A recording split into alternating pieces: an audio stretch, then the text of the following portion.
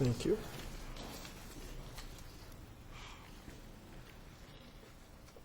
Thanks.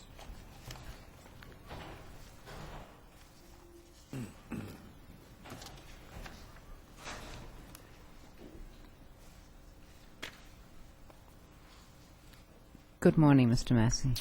Good morning, Madam Chief Justice and Associate Justices. May it please the Court, my name is Vincent Massey. I represent the Department of Correction in this workers' compensation matter.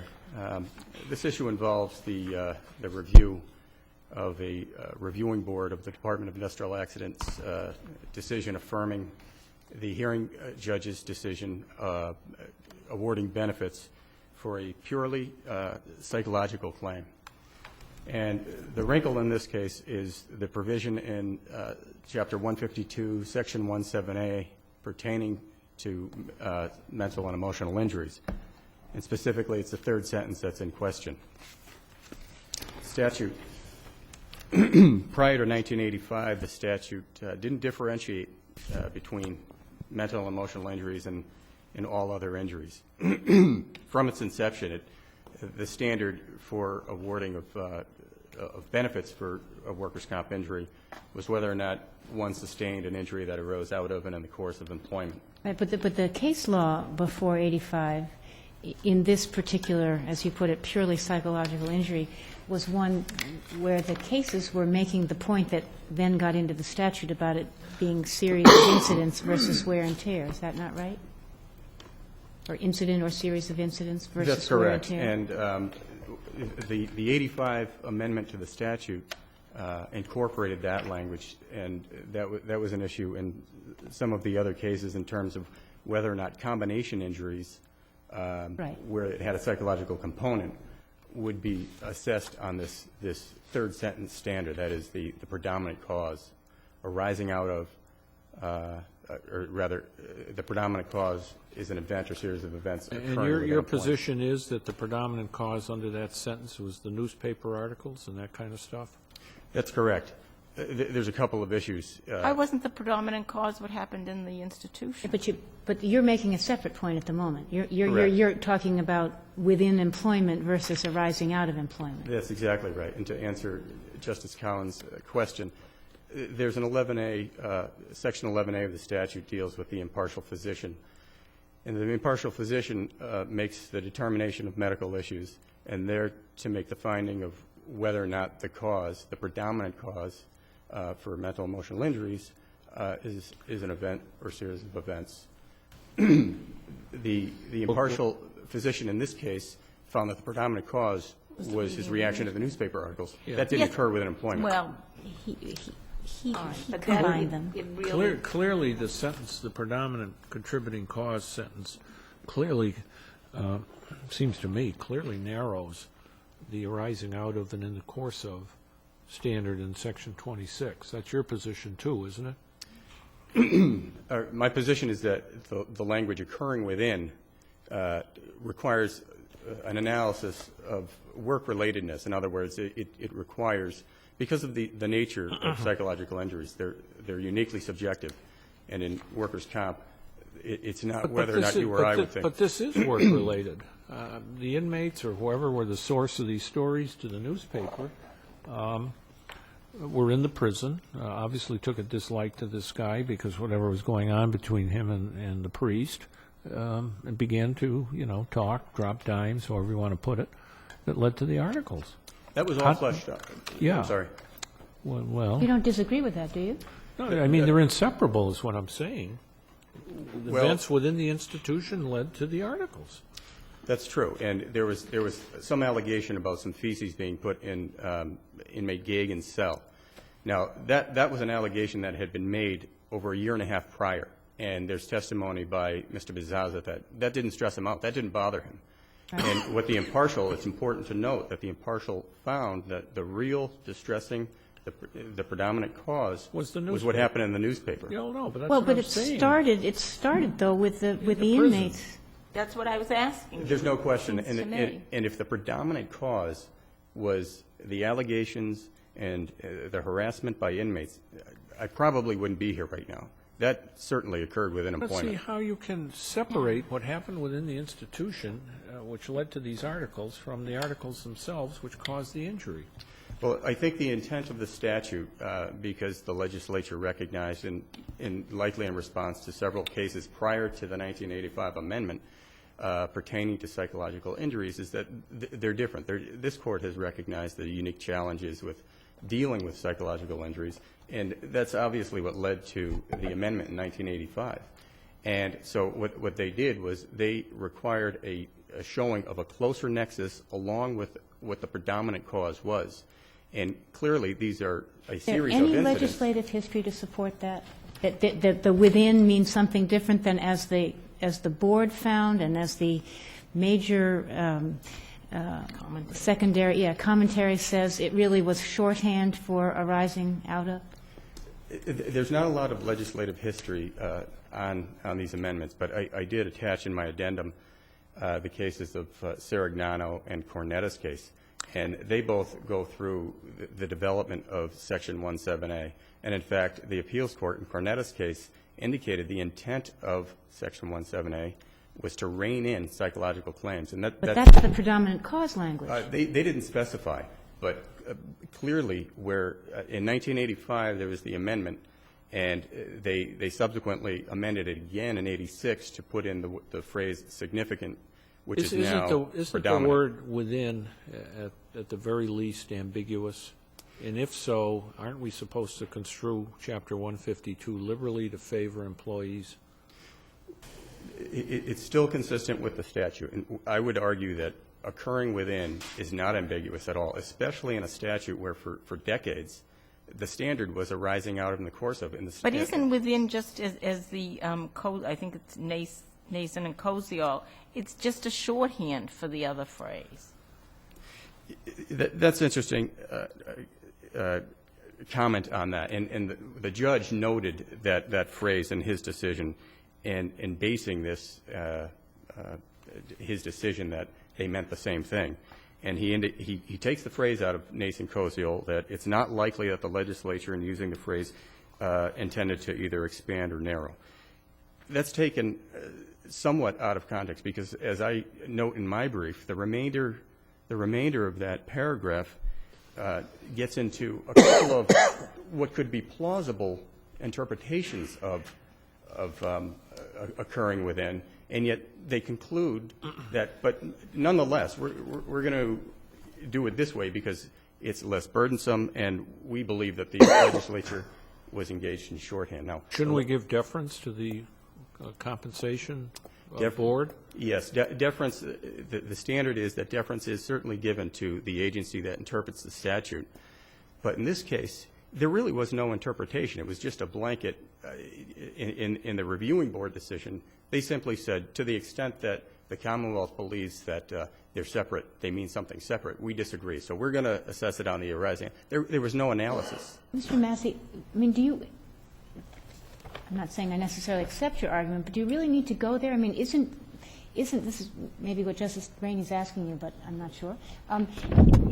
Your real argument is you say it's the newspaper articles. That's not – so the predominant cause isn't – you don't agree that there's a continuous a continuum between the harassment by the inmates and the newspaper articles. You would segregate the newspaper articles, right? Correct. I do break them up. And that's part of my – That's the predominant cause, and it's not connected. Isn't that your argument? That's it. There are many causes. There can be many causes. I'm sure it caused him stress when they were harassing and taunting him in the week after Gagan's murder. No, not then. Later. I'm sorry. sorry. Yes, you're right. I'm sorry. A week after his murder. Correct. In tort terms, you're really arguing that this is an independent event that broke the causal chain. Mm-hmm. What I'm really arguing, the hearing judge found causal connection in distinguishing this case from Collier's case. And that was a case Collier's case is, it's a physical injury case. in my personal view, somewhat questionable its result. Well, it's along the lines of a coming and going case in any event. I understand the nexus there was she was on her way home. It was the waitress who Was the same person who'd been fighting with her in the restaurant. Correct, and he jumped out and she was injured. It's a physical injury case, there's no question. This is a psychological injury case, and they're looked at with a little bit more. But should they be? I mean, are we really in 2008, are we really making huge distinctions between physical and emotional injuries? Should we be? I think where this court has recognized and other courts have recognized the difficulty with which to substantiate the claims. And That's not your issue. That's not what you're arguing. Yeah, you're not denying that there's psychological injury here. I'm not. Did you look at the treatises, Larson or Locke? Did you have a chance to see if they had anything bearing on this? In my research, I don't recall whether or not I specifically looked at that. I did look at Nason and Coleshill, and Mr. Massey, certainly the legislature has distinguished between physical and psychological, correct? absolutely. And I mean, so we may not think that there should be a difference, but the legislature's told us there is a difference. correct, and that's the point I'm making. And I think in Kelly's case, which was one of the series of cases, along with Fitzgibbons and Albanese's case, that were prior to the amendment, they took sort of note from what the courts have said that, you know, it's up to the legislature to really decide what's the realistic extent of exposure for businesses. I mean, are they really going to be put on the risk for somebody's name appearing in a newspaper? Or you know, where do we go? I mean, there's internet chat rooms now. There's YouTube, MySpace. I can tell you that I know at least one case was filed in the aftermath of the underlying decision where somebody was criticized on a message board that correction officers use. It's independent of But the you're not agency. disputing, you said, you're not disputing the fact that this man is emotionally disabled. I'm not disputing that at all. But you're saying it was because of the newspaper articles, not because of anything that happened in the course of his employment. That it didn't occur within his employment. There's no evidence on the record that any of his duties would involve reading newspapers. The lower court hearing judge noted, you know, there's dearth of evidence as to where he was. I think in this case that might be important because in explaining his duties, which is in his testimony, none of it dealt with being exposed to newspaper articles, reading newspaper articles, or the like. So my point and our argument is that there's no question that the predominant cause, the accepted predominant cause, did not occur within employment. Mr. Massey, did he, this is a factual question, the taunts started in the week after Gagin's death, right? Correct. And the newspaper articles were a little later, is that right? That's correct. Well, there were some. Obviously, it was a newsworthy issue. Right. And so but they started the first reporting on it. article did not mention any names, if No, I it did recall not. correctly. It did not. But isn't it the case that Mr. Bisazza stopped working before any newspaper articles that had mentioned his name? Am I right about that? I'm sorry. That he left work, left the prison because he was upset before there were any newspaper articles that actually specifically identified him. I believe that's the case. I believe that's the case. He left the employment of the department, or was I just thought transferred to another prison? he went home early, but he left I out on see I'm wrong disability on that. after Okay. September 3rd, I think, was his last day. The first article naming him came out on September 4th. That was his day off. Okay, so he went out on disability on September 3rd, before the articles appeared? I'm sorry. He was transferred out of this special housing unit. They call it the different- SHU. right. And he was put in a tower. So he had no inmate contact. There were no more taunts. Right. And that was done to, I guess, keep him away from the inmates. It was on September 16th when his photograph was, for the first time, was in the newspaper. That's his last day of work. Okay, thank you. So to wrap up, I see my time is running short, but I would state that the predominant cause, the accepted predominant cause in this case, did not occur within employment, and for that reason, I think the reviewing board decision and the hearing judge decision should be reversed. Thank you. Thank you. Mr. Massey, Mr. De Benedictis.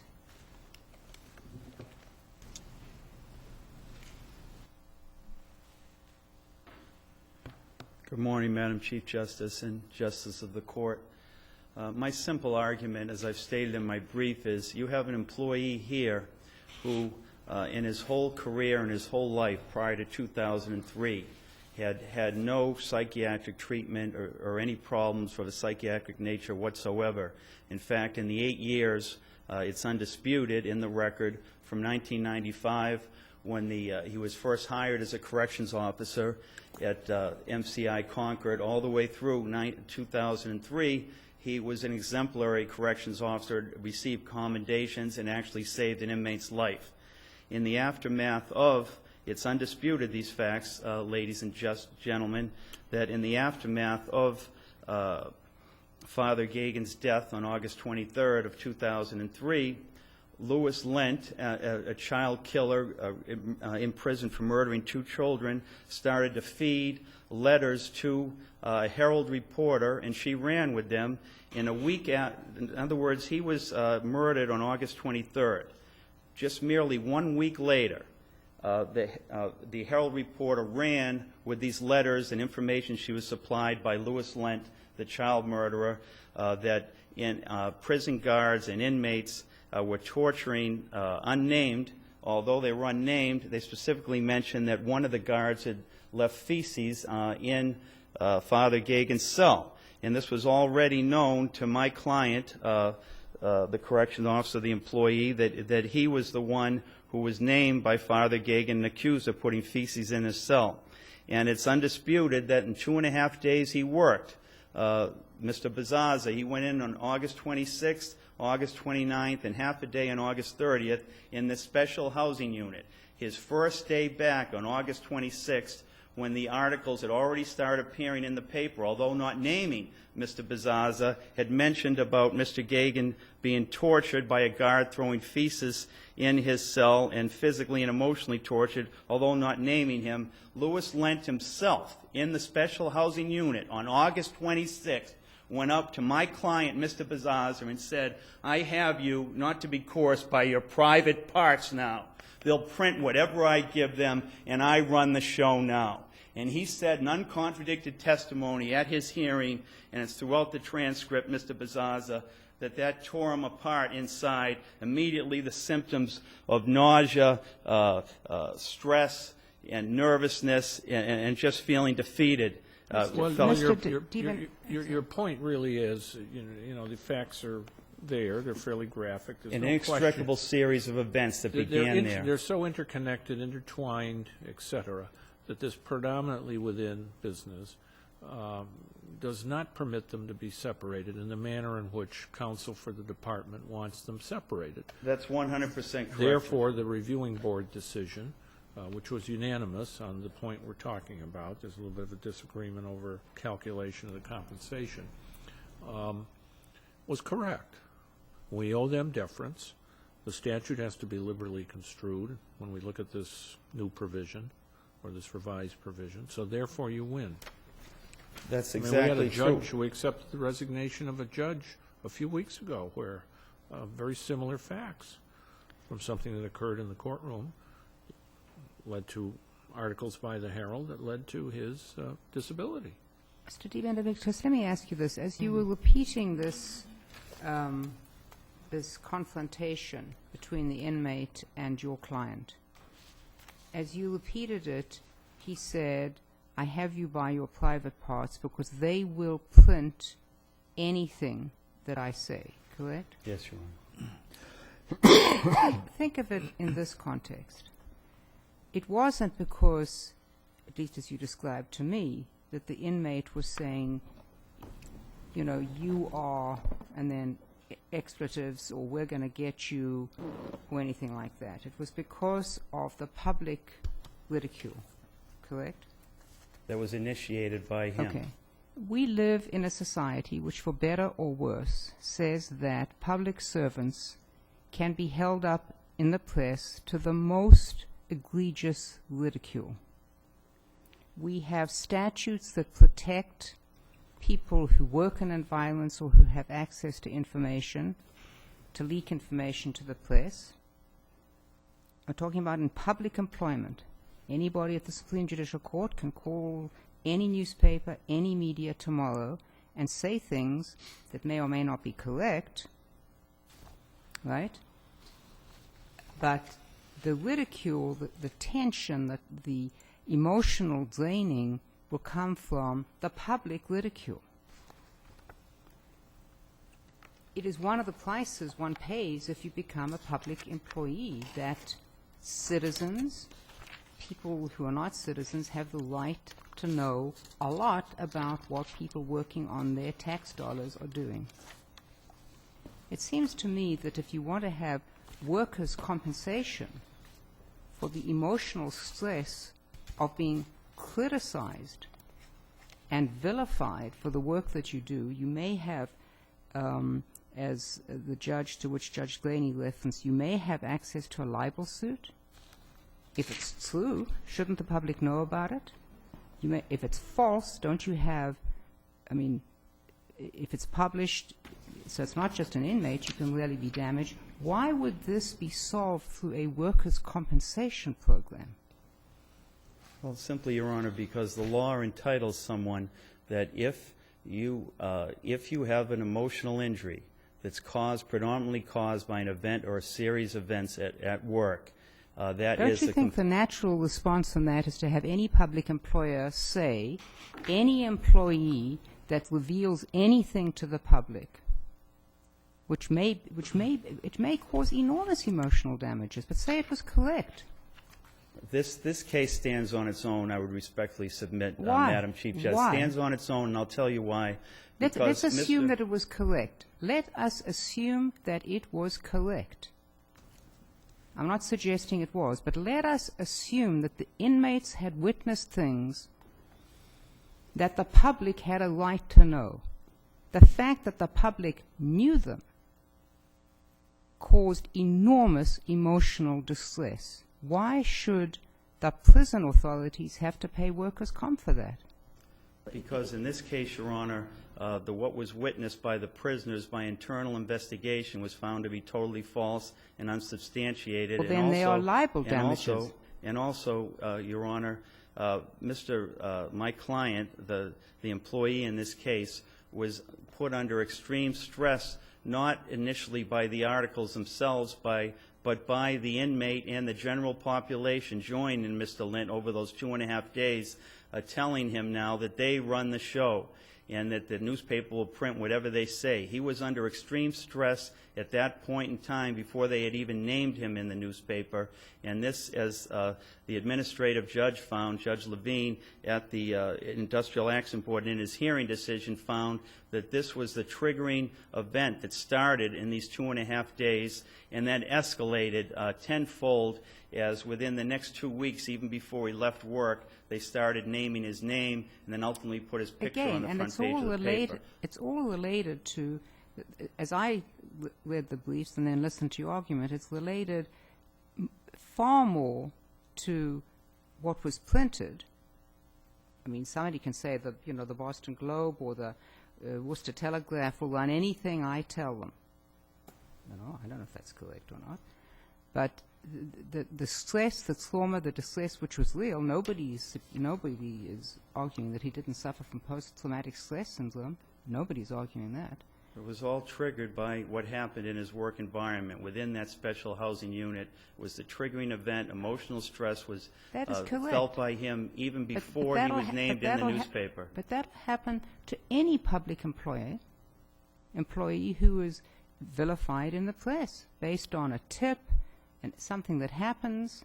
I mean, we've just been through that. And I understand I think your argument, with all due respect, is one of a public policy argument that you're stating, which has great merit, but in the eyes of the law, in the workers' compensation statute that's supposed to be construed, as one of the justices earlier stated, liberally in favor of the employee, when you suffer an emotional injury that's caused by an event or series of events within your workplace, such as exactly uncontradicted that happened here, it is compensable. So a whistleblower who goes to the media with accurate statements of wrongdoing, and as a consequence of which the public employee is vilified, as I won't pull my punches, as a result of wrongdoing,